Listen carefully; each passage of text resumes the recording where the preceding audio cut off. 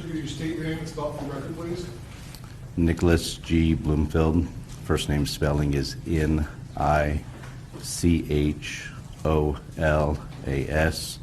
Middle initial is G. Last name spelling is Bloomfield. Bloomfield. Could you tell the jury a little bit what you do for a living? So presently I'm where I reside is in Farmington, New Mexico. There is a nonprofit community-owned hospital where I reside, and presently I am employed there as a regulatory manager, which means I'm responsible for making sure that the organization is in compliance with all federal and state regulations. Was that your job years prior to that? It was not. Okay. What did you do before that?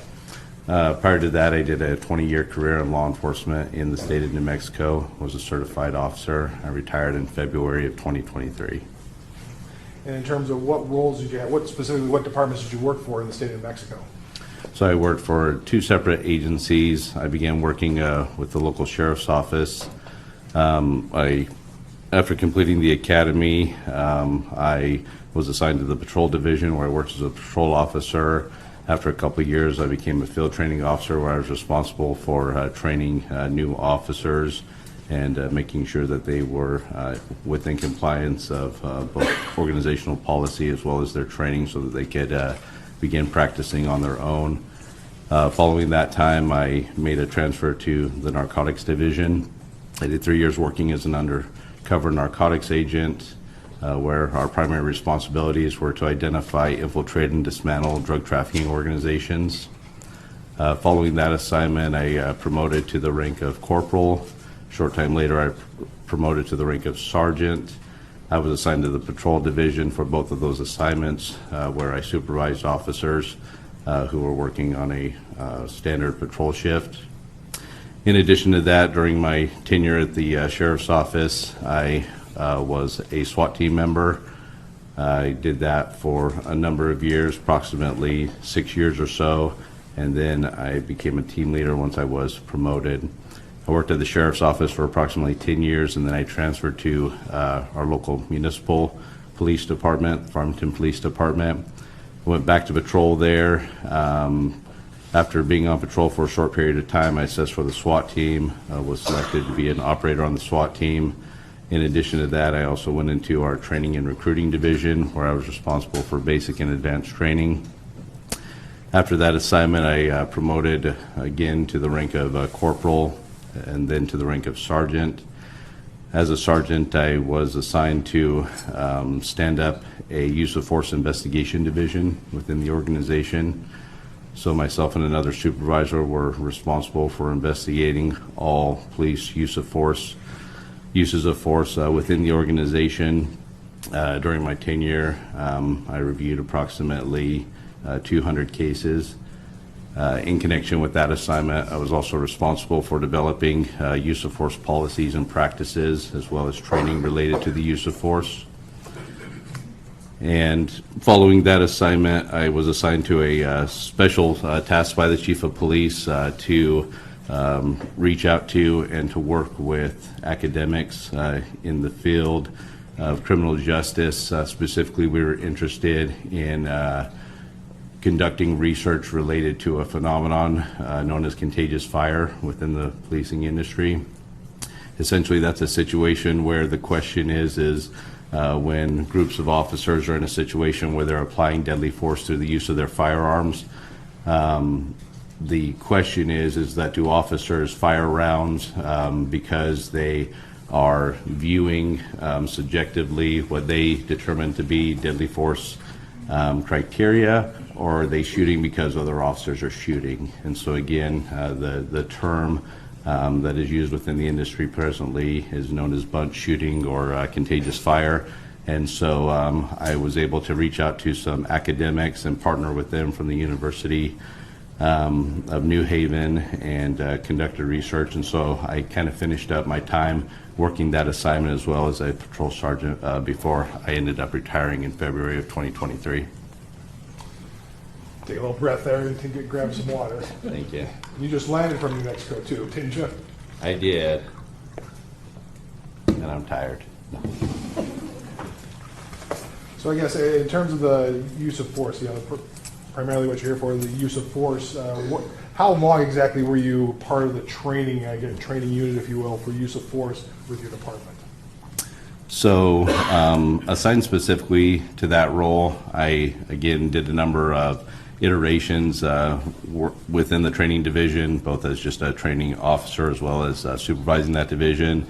Throughout that time, there was, there's 3 periods of time during my career where I was specifically involved in training officers related to the application of force. And that ranges through all force options that officers generally have within the industry.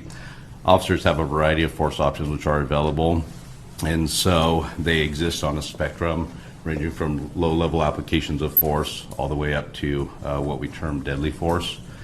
And so you have essentially empty hand techniques at a lower level of force, which is essentially things to overcome low levels of resistance that an individual may be demonstrating, like resisting being placed in the handcuffs, resisting an officer's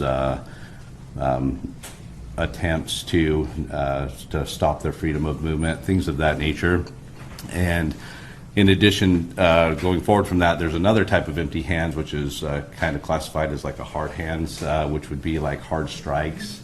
And those things are used, again, more for higher levels of force where a subject may be demonstrating combativeness or aggressiveness towards an officer.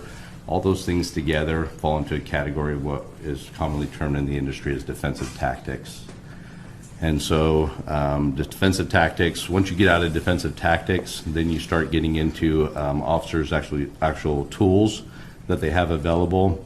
Generally speaking, the most common tools employed by policing within the United States are OC spray, commonly sometimes referred to as pepper spray. Then from there, you have a baton. There's different types and makes of batons, but essentially batons kind of fall under the same category. From there, you have electronic control weapons. The most common one within the industry is the Taser, which is a proprietary electronic control weapon made by Axon. You also have canine deployments as well, where officers sometimes will use canines that are trained specifically to be used in force applications. And then in addition to that, you have deadly force, which is the most common the most common way that officers are taught to employ deadly force is through the use of their firearms. So again, these exist on a spectrum. And so in each one of these areas, I was responsible during my tenure as a use of force trainer and investigator to develop policies related to these things that are consistent with current industry practices and standards, as well as to develop a training curriculum for officers so that they could develop core skill competencies in these areas. Now, in terms of training, did you only train officers in your New Mexico department, or have you been involved in training other officers as well outside of your department? So since approximately 2007, I have, in addition to practicing in law enforcement, I am a full partner in a training and consulting company, Progressive Combat Solutions. My partner is Kenneth Good. He's a former Navy SEAL. And we have trained thousands of officers, both at the state, local, federal level, all across the country, related to these areas, use of force. Primarily what we're known for is training officers in the area of tactics, related primarily to generally what a SWAT team or a specialized unit would do within law enforcement. In addition to that, I've been retained by other agencies to assist them in use of force policy development, as well as teaching administrators how to review force applications within their agencies to make a determination of whether or not the actions of their officers were consistent or inconsistent with their organizational policies. And so my work has, again, taken me beyond just my local police agency that I work for. Okay. And now in terms of when you talk about doing the different trainings, can you give an idea how many times? I mean, with your department, outside of that, how many different trainings can be done for various officers across the country? Ballpark. I don't know if I could even ballpark it. Numerous, like I said, since 2007. You know, I know thousands of officers. I would say less than 50, somewhere between 30 to 50 agencies. And again, when we conduct trainings on my specific CV,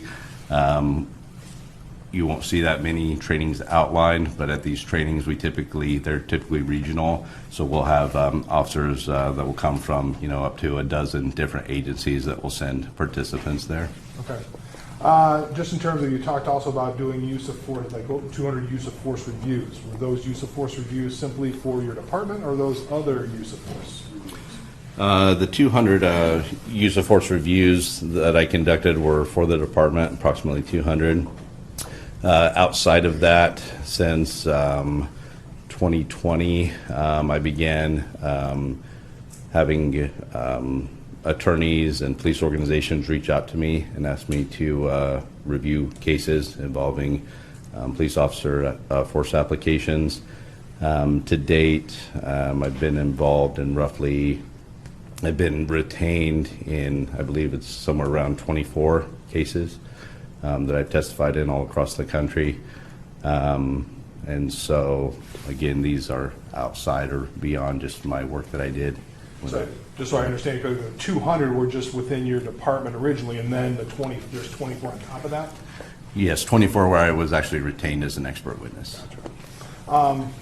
In terms of the 200, when you're looking at your department, what were you looking at for specifically that was part of your job? What were you looking for in those instances? So when you're conducting force reviews, I think it's important to understand that there's different types of reviews that are being conducted. When you are looking at an agency, you're essentially conducting a review to determine whether or not the officer's actions were consistent or inconsistent with organizational policy. And so that was my primary focus while conducting reviews for the Farmington Police Department. That's also what I trained other agencies to do as well. Beyond that, when you start getting beyond that, again, there's different standards that you could review a case. In my work as an expert witness, that review is essentially to determine whether or not the actions of an officer were consistent or inconsistent with generally accepted police practices. Okay. And could you go into that? We've heard a little bit, but what are your definition of generally accepted police practices? How would you define that, and where does it come from? So if you look across the country, there's approximately 18,000 police agencies within the United States, nearly 1 million officers.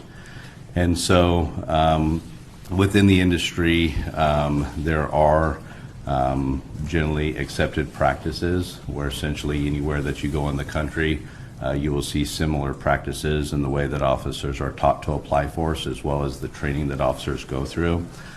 One of the most common examples I could probably give you would be something like a traffic stop. It doesn't matter where you go in the country.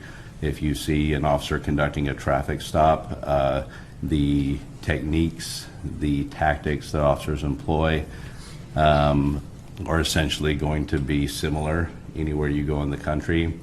The way that this information gets disseminated across the country traditionally within the United States, this was done through just sharing trade knowledge.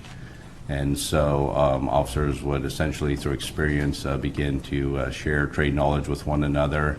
Eventually you had more legitimate trade publications that would come along within the industry that would share essentially this type of information. From there, you started to have expert bodies that began to opine on generally accepted police practices. For example, the most well-known and prolific entity within the United States is the International Association of the Chiefs of Police. They're over 100 years old. They're well respected within the industry, not just nationally, but internationally as well. They provide things such as model policies, as well as a number of recommendations related to training and standards that law enforcement agencies can adopt and utilize to make sure that they're operating, again, in compliance with generally accepted police practices. From there, you have other entities, including the Department of Justice. So the Department of Justice has an enforcement arm where they essentially are able to investigate police organizations where there have been complaints of essentially patterns and practices of unconstitutional policing conduct. And so the DOJ can go into these agencies, essentially conduct an investigation. If they determine that there are deficiencies by that agency, that again, they're not meeting generally accepted police practice, that would legitimize them as conducting constitutional policing, they will essentially sue them and can place them under consent decree. They always keep this stuff very transparent. You can go online and you can look up any of the consent decrees that agencies have been placed under. Where I did my law enforcement career in the state of New Mexico, Albuquerque Police Department was placed under consent decree in 2012. The interesting thing about the Albuquerque Police Department consent decree was, unlike other consent decrees in the past, this was the first time that the DOJ heavily cited use of force issues in policing, and essentially what they held Albuquerque PD accountable to was a signal to the whole industry that those standards are essentially what the DOJ considers the industry standard for constitutional policing as it relates to the use of force. Okay. Now, I guess in terms of, does that, because you retired, you said you retired, and you were retired for a few years, and now you're doing compliance things with a hospital or a nonprofit hospital. Mm-hmm. Do you keep up to date then? Is that how you keep up to date, is right where you do consent decrees, or are there other ways you keep up to date in the use of force area since you kind of retired from the police officer as a police officer? So I continue to stay up to date. I'm presently still practicing in law enforcement. There's a small agency within the area where I reside. It's named after me. It's the Bloomfield Police Department. It's not, but they didn't name it after you joined it there. No. But I am a reserve officer. And so through that, I still continue to practice. I volunteer my time and assist agencies, but also through doing work like this. I keep up to date, again, with the generally accepted practices through continuous review of trade publications. Like I said, there are trade publications that are used heavily in the industry. One example is Police One. They've been prevalent in the industry for many years. And again, that's a place where a lot of trade knowledge is shared. In addition to that, I continue to follow IACP as well as my colleagues that are also expert witnesses. We have essentially a large group communication where anytime there's new research or things that is coming out involving police standards or police use of force, we typically start a dialogue and see if that information impacts the way that we do this work. So, at this time, I move for his admission as an expert in generally accepted police practices and use of force tactics. An expert in generally accepted police practices, right? Maybe just police practices. I probably kind of got in my head. Police practices and defensive use of tactics. I'm sorry. First you said use of force and police practices, but you meant. Sorry? You said you moved for his admission as an expert in use of force and generally accepted police practices. Police practices. And then you said police practices and tactical something. In a long day. So just police practices and use of force. Okay. Any objections?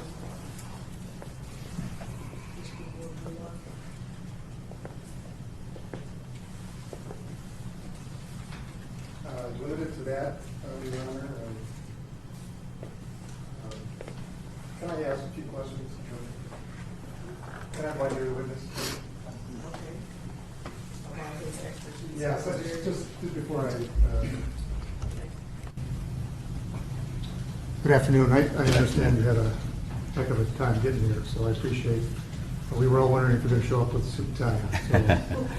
So, We would have forgiven if you had showed up in jeans and tennis shoes. Thank you. So police practices, Mhm. you're an expert in police practices, not GRPD police practices, right? GRPD is Grand Rapids Police Department. Say that one more time. I am an expert, I think I'm tracking, I am an expert in generally accepted police practices, yes. Specifically GRPD, I would say no. Okay. And same question for use of force policies. You're an expert on the use of force in relation to generally accepted police practices, but not necessarily specific to Grand Rapids Police Department? That is correct. What I will state, just to add a qualifier there, is that during my review of the materials in this case, I was provided the policies of Grand Rapids Police Department related to use of force, and I determined that the policies of the Grand Rapids Police Department are consistent with generally accepted police practices. Oh, all of them? The ones that I reviewed, yes. So you didn't review every single policy? I can't recall right offhand every single policy I reviewed, but the ones that were provided to me. Okay. All right, Your Honor, with that caveat, you may proceed, we don't object. All right, then he shall be considered an expert in those fields of use of force in police practices. All right, you were hired specifically to review this case, correct? That is correct. Do you recall approximately when that was, when that took place? I don't recall it after refreshing. It's been a few years. It has been a few years, yes. What do you do when you get hired in to take a look at a case? What transpires? How do you start that review? So generally speaking, all these cases involve some type of preliminary discussion where I'm essentially provided a brief synopsis of the case. There may be a discussion as far as where I provide my CV and what type of expertise I can offer. If an entity decides to retain me through a formal retainer, at that point I'm provided materials. Materials varies based upon the organization. I've had some cases, and again, sometimes this is just due to the nature of the incident itself. Some incidents simply consist of just reports by officers of witnesses, or there's no video, there's no additional information. Others, there's extensive multimedia in the form of video, audio recordings, things that can assist in the review. So it varies from case to case. But essentially, I rely on whichever entity is retaining me to provide me with the materials. I take those materials and I conduct an extensive review. My purpose in the review is to try to essentially determine what the facts are within the case. Once I have the facts laid out, I typically go back and to those who have retained me and essentially just go through to make sure that my understanding of the facts is consistent with their understanding of the facts, so that we're all on the same page. And then from there, I'll begin to formulate opinions based upon the actions of either a solo officer, or sometimes these incidents involve multiple officers. And as I work through these opinions, what I'm doing is I'm comparing again the actions of the officers to generally accepted police practice. And what I'm basically stating is whether or not the actions of the officers are consistent or inconsistent with generally accepted practice. Now, you talked about some of the things you reviewed for this case. Some of the things that you did review would be the videos. And that is correct. What videos do you recall that you specifically reviewed? There was a couple of videos. There was a video that was captured by the officers in-car camera. There was body-worn camera footage that was also captured by the officer's body-worn camera. And then there was cell phone footage that was captured by a bystander. Okay. I'm going to go to maybe start out. We switch to our side. Try exhibit 2, please. Exhibit 2.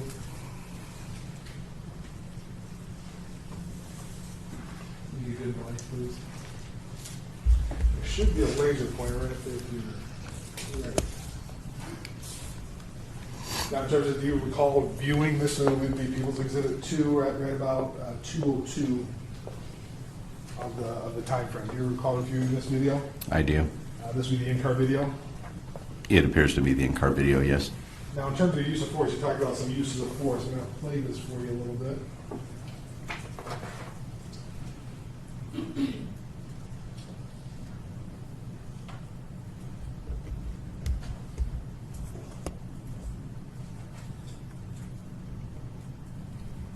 Stop right there. Yeah, you talked about techniques. Now, the techniques here, what techniques did you see that were being used specifically in this instance? So a couple of things here. When it comes to officers applying force, there's essentially two kind of categories. There are improvised techniques, which are essentially untrained techniques or techniques that an officer, where it doesn't mean that those techniques are not reasonable to be used, but at the same time, they're not necessarily formally trained, like in a defensive tactics setting. And then there are techniques that officers are generally trained in. So I see a combination of those two things. So let me give you an example of an improvised technique.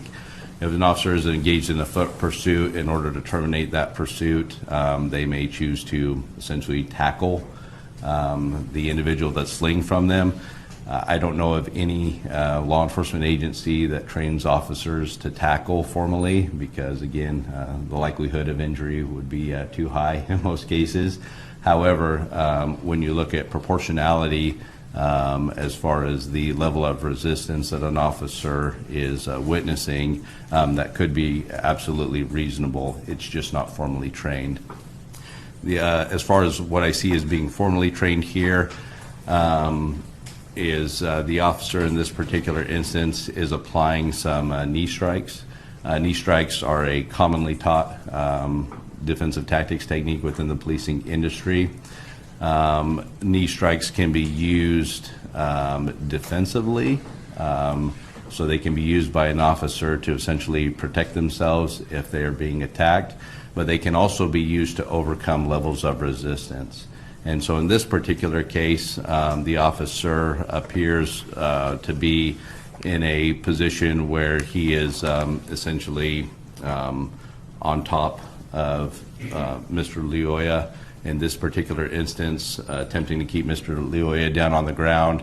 Mr. Lioya is clearly being successful in being able to rise to his feet. And so the officer is electing to use knee strikes in this particular case. It's difficult to see where those knee strikes are being applied. Generally, in order to overcome a level of resistance, knee strikes are generally taught to be used by officers to target essentially the lower extremities, like the thighs and those areas. Again, because it's not being used necessarily in self-defense in an instance similar to this one, it's being used to overcome that resistance. And so I see the application of a couple of knee strikes here, which appears to be targeted to the lower extremities. And so that would be typical. There's nothing untoward about it. There's nothing wrong with that. That would be a typical thing that you would teach as a use of force. Yes, based upon this video and based upon, again, the way that officers are taught this technique and how to deploy it, I would say that an officer in this situation, that this application of force would be reasonable and consistent with generally accepted police practice. Maybe focus on a little bit more.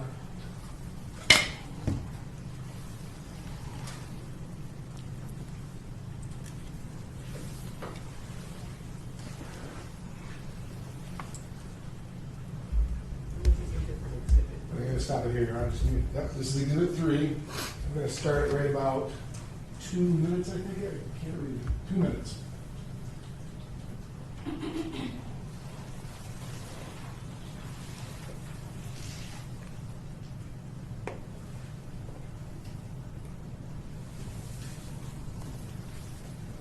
Now here, a little bit more focus on the hands. You can see the hands. Can you describe for the jury what they're seeing here? So in this instance, the video appears to show that, again, Mr. Lioya is down on the ground. He's attempting to get to his feet. The officer is on top, attempting to control him. So it's common within the industry that officers are taught defensive tactics related specifically to working with individuals on the ground who are demonstrating resistance. Again, you have two different areas on the spectrum. One is to overcome resistance. The other may be defensive. So recently, within the last, since I've been in law enforcement over the last 20 years, grappling, jiu-jitsu, those techniques have been heavily adopted within the policing industry all across the United States.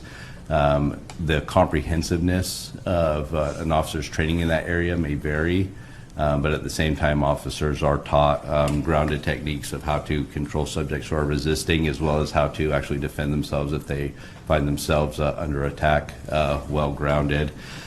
Here in this particular instance, everything that you see in terms of hands being placed to attempt to keep Mr. Luoya on the ground, I would classify this as essentially, again, just techniques that officers are generally taught. A little bit of improvisation also appears to be occurring here, but the positioning and everything that the officer is attempting to do, again, I would state that an officer in this instance, that all of these applications of force in an attempt to keep Mr. Luoya on the ground would be reasonable and consistent with generally accepted practice. Now, I'm going to move along a little bit. At some point in time, there was a taser introduced. Is that a fair statement? Yes.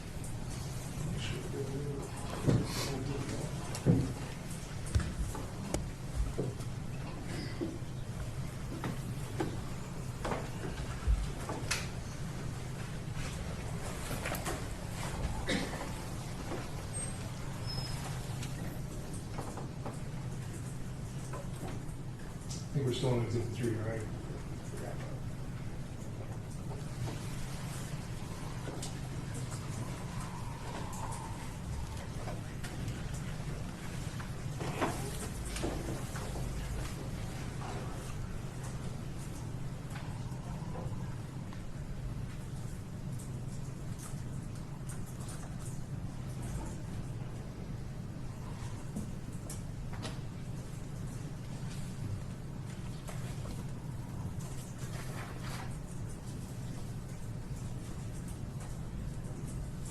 Okay, there's a taser introduced. Could you give the jury a little bit in general, in training and generalized general police practices? When do you introduce a weapon? When is there any criteria? Can you give a jury an idea of what goes through that? So, as I briefly talked about during my initial questioning, officer use of force exists on a spectrum, and so officers have many force options that are available to them to overcome resistance. I need to talk just a little bit and lay a little bit of a foundation in terms of how an application of force, what essentially allows an officer to make a decision from going from a lower level of force to a higher level of force. So the first thing is proportionality. And proportionality, we primarily first want to talk about levels of resistance or aggression that may be exhibited by an individual. So when an officer has essentially a valid legal reason to detain an individual, whether that is to detain them to investigate a crime or to detain them, essentially taking them into formal custody, if an individual resists the officer's actions, the degree of resistance that they exhibit is what opens up the options related to an officer's use of force selections. And so at the lower end, if an individual is displaying a low level of resistance, maybe they're passively, or they're walking away from the officer after the officer's told them that they're not free to leave, or they attempt to lay hands on an individual, tenses their arms, flexes.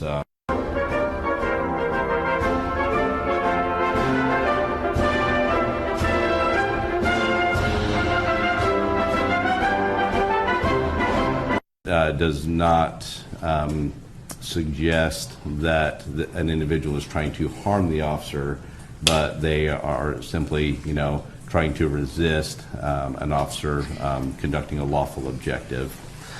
And so from there we get into what would be constituted as aggression, where somebody is actually physically trying to harm an officer. Harm can come in all different ways. Physical assaults, an individual could attempt to use a weapon on an officer, things of that nature. So then when you get into that area, now we're looking at much higher levels of force that would be appropriate to be used. And then eventually we'll get to the application of deadly force.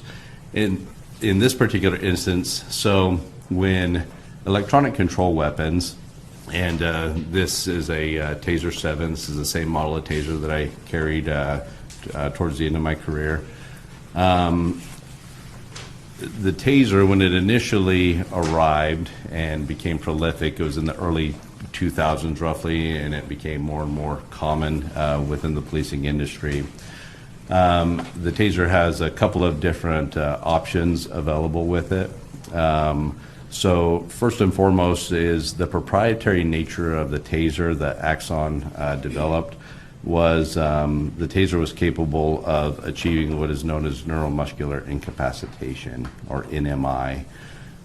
Essentially, NMI, if you've ever seen somebody actually be tased with a Taser, it manifests that NMI has been achieved by watching somebody essentially lock up, where essentially they've lost motor control for the period of time when they are under a cycle of the Taser.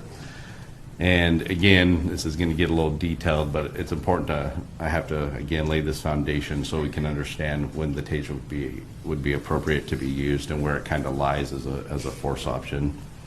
Objection, Your Honor. This is all about expertise in tasers, and I don't believe you've been qualified as an expert in tasers. It's not about tasers, it's about what he just said, when the tasers are appropriate as a use of force option. So he's trying to talk about when a taser can't be introduced. He's not talking about the specific instances of a taser, it's just when it should be introduced in the spectrum of what an officer has. Okay, so I'll overrule the objection because I do believe he's testifying about it in the use of force context. You may answer that question. So yeah, it could just going into it in terms of, trying to get into how is it determined appropriate when you have other options, a baton, OC spray, taser. So going back to the Taser, so the Taser is capable of achieving neuromuscular incapacitation, or NMI.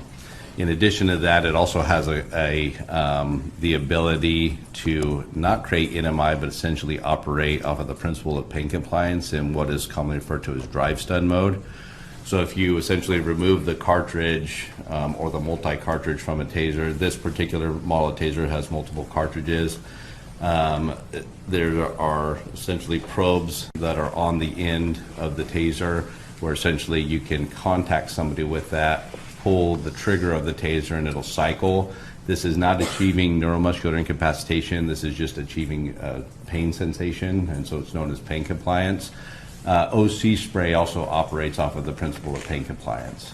And so when an officer applies OC spray, it's essentially you're relying on how susceptible the individual is to that burning sensation in terms of how effective it's going to be. So you may have individuals that are sprayed with OC spray where it's highly effective. You may have individuals where it's as if nothing happened. And so just wanted to clarify that those are kind of the two different ways that this tool can be used. There's kind of a third one, which I won't get into. But essentially, at the lower level, because drive stuns operate off of the principle of pain compliance, that is considered a lower level application of force than a full probe deployment. So when an officer actually has a cartridge attached, there's two probes that fire out of the end of the cartridge. Those probes, if there is a successful spread in those probes, that's the highest likelihood that NMI may be achieved. And again, it's not always a guarantee. There's a variety of things that could happen that could impede NMI from actually occurring. But when you see an officer deploy the Taser in probe mode, the goal or the intent is that NMI is going to be achieved through that. And the other thing is that what probe mode allows you to do versus drive stun mode is you can actually attempt to energize a subject from a distance. Okay, depending, these cartridges come in different lengths, and so you have 21-foot cartridges. You can get longer cartridges, which are sometimes used for specialty situations. So again, going back to when it is appropriate. So an individual that is demonstrating active resistance towards an officer. Now, here's where I'm going to talk a little bit about differences in industry standard. There are officers throughout the country which train officers, and it is also within their organizational policy that a drive stun can be used to overcome lower levels of resistance, again, operating off the principle of pain compliance. When it comes to the actual application of the Taser in probe mode, again, that can be used for higher levels of resistance. And in this particular case, what makes this decision of the officer to deploy the Taser appropriate is the fact that the officer, has already used other lower levels of force in the form of what we've already seen, empty hand techniques, trying to keep Mr. Loy on the ground, knee strikes, things of that nature, and those things have failed. And so there is a principle in policing where if a lower level of force, and this is generally going to be within the spectrum of all levels of force that are less than deadly force, that if those levels of force fail and the individual is continuing to display resistance, the officer can escalate their application of force, which appears what is happening in this particular instance.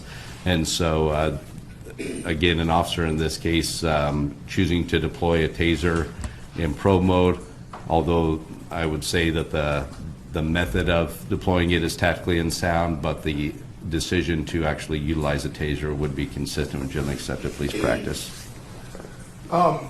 In terms of, you talk, are OC spray and Taser, you talked about the same thing. Are they on the same level, I guess, of force? They're not. They are not. But again, let me clarify that when you talk about the Taser being utilized in drive stun mode, not in probe mode, the drive stun mode, because it operates off the principle of pain compliance, could be categorized essentially alongside OC spray in that sense. Generally speaking, Tasers are considered a higher level of force application because the intent of the manufacturer, as well as the opinion of expert bodies within policing, a probe mode deployment is considered a higher level of force on the spectrum than OC spray would be. Okay. Now you mentioned, though, the decision maybe to use a Taser is appropriate within the spectrum, but tactically there's an issue here. What do you mean by that? So when it comes to the application of force, but also when it comes to police activity in general, police throughout the nation are essentially taught tactics. Tactics fall under what we generally categorize as officer safety.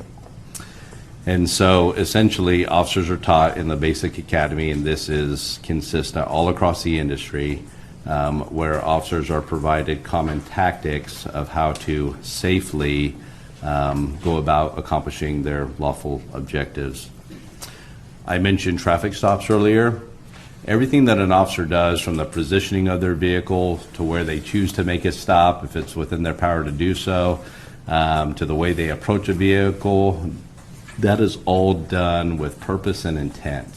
And it's done so to not just protect the officer, but also to protect the individuals that they're contacting, as well as other bystanders that may be in the area. Essentially what we talk about when it comes to police working and accomplishing their objectives, there's always risk involved, right? There's always risk involved in this type of work. However, through sound tactics, if officers rely upon sound tactical principles in the way they go about conducting their work, they can prevent risks from manifesting as threats, and from threats, if there is a threat present, potentially manifesting as harms to the officer or others. And so again, tactics are very key in this whole conversation about the application of force. So in this particular instance, the issue as far as, well, the selection of the Taser was an appropriate selection and an appropriate option at this point to overcome the level of resistance that was being demonstrated by Mr. Leoya. Officers are taught within the tactical arena as well as in defensive tactics, something that we term weapon retention. So weapon retention is a key principle where essentially if you're going to employ a tool on an individual, part of your calculus in choosing to deploy that is you also want to make sure that that tool cannot be taken from you and potentially used against you or others. This is really prevalent when it comes to police firearms. There are many case studies out there where officers have been killed with their own firearms, have been successfully disarmed. This also applies to every other force option that an officer has at their disposal: OC spray, baton, taser, etc. And so officers are taught techniques and tactics to essentially retain and keep their weapons. In this particular instance, there's two things about the taser deployment here. If the taser is going to be deployed in probe mode, the manufacturer, and this is common because the training that officers receive as far as as taser goes is consistent throughout the industry, because taser actually provides the training to police agencies. And so according to taser themselves, in order to have the greatest likelihood that when the probes are deployed that you're going to get a far enough spread apart and get what they essentially term splitting the hemispheres, which is where you have a probe, the belt line, you view the waistline as the hemisphere. Having a probe, one probe above and one probe below in large muscle masses is going to give an officer the highest likelihood of achieving neuromuscular incapacitation. In order to get that spread, you have to have distance between you and the target. And so generally speaking, that distance, again, needs to be, what Taser recommends, roughly 7 yards to get that accomplished. So two issues here is deploying a taser this close when the environment does not force an officer to have to deploy the taser this close, meaning that in a confined space where the environment precludes an officer from being able to create space to do this, that's one thing, but that's not this particular instance. The officer has the ability to create distance. And Let me stop you right there real quick. Yes. And I just want to get into that distance aspect. Is distance only with the taser, or are there other things in police, defensive tactics where distance is important too? So distance is always important. It is one of the largest factors when it comes to these type of confrontations. Time and distance are the two biggest factors. So we talk in policing, it's not always about creating distance, it's about creating the right distance. Sometimes the appropriate answer is to close distance. Sometimes the appropriate answer is to create distance. Depends on what the force option is. It depends on what the situation is. Officers are also taught that if they are in a situation where they're applying force, and generally this happens solo, if they are unsuccessful in overcoming an individual's resistance, and they are essentially failing to overcome that resistance, sometimes the best option is what we refer to as a tactical retreat, where we create more distance, we keep eyes on, we summon more resources. That could be an option. The other thing is if an officer is being attacked, if they have the ability to create distance, they can do so. And so again, it's multifaceted in terms of what may determine that. So going specifically for this instance, so it's distance not only for the taser, but there's also distance just in general for police practices. Correct. And so in this case, by creating distance, that would allow two things to happen. One would be there'd be a higher likelihood that neuromuscular incapacitation is going to be achieved, because now we're at a appropriate standoff distance recommended by the manufacturer that's going to give us the greatest likelihood of achieving NMI. Number two is I'm also, by creating distance, I am preventing anybody from grabbing a hold of the taser, so that's also the best option because it's the most tactically sound option. And so that's why the failure to create distance in this particular case is tactically unsound, although the decision to employ the taser was reasonable. So disengagement is part of police training. Is that part of police training in generally accepted police practices? Yes, it is. It's not a matter of you being a coward or running away or No. What we find, statistically speaking, again, is when an officer essentially is in a situation, and again, it depends on the circumstances, right? So let me qualify this by making the statement that the highest priority that American law enforcement has is the protection of life. That is the highest priority.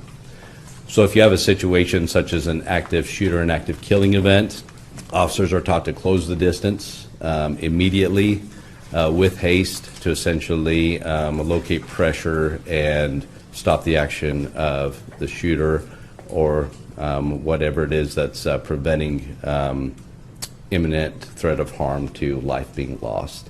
That just doesn't fall on the part, that just doesn't mean officers, that also means bystanders. In addition to that, officers are also concerned about preserving the life of the individuals that are resisting them, that they're attempting to take into custody, or that are involved in some type of law enforcement action. And so what we find is that, again, because we have enough data points within the industry and enough experience within the industry, we know that sometimes a tactical retreat is actually the safest option for the officer. It's also the safest option for the suspect. It's also the safest option for bystanders. And again, sometimes you get into a situation where, you know, for lack of a better term, you may be in over your head where you don't have the resources to safely do this alone. Foot pursuits are a big example. Used to be in the industry that, you know, foot pursuits were very commonplace. Officers would take off solo, and we had a lot of instances of officers being seriously injured or killed, as well as suspects.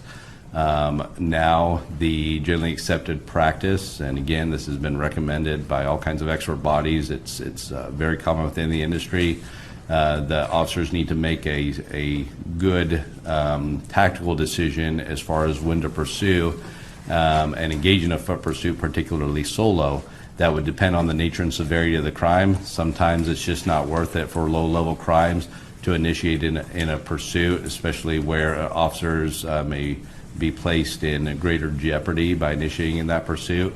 Officers are taught as another option to essentially keep eyes on, continue to follow from a distance, but to summon other resources and essentially close in and wait till other resources arrive. And again, what we find in those cases is a reason why that direction has changed in the industry is because we find that officers, suspects, and bystanders are safer as a result of that type of disciplined decision-making. I was going to ask, I see it's 1:45, I can see the clock, so. Yeah, so we're going to stop here, and we're going to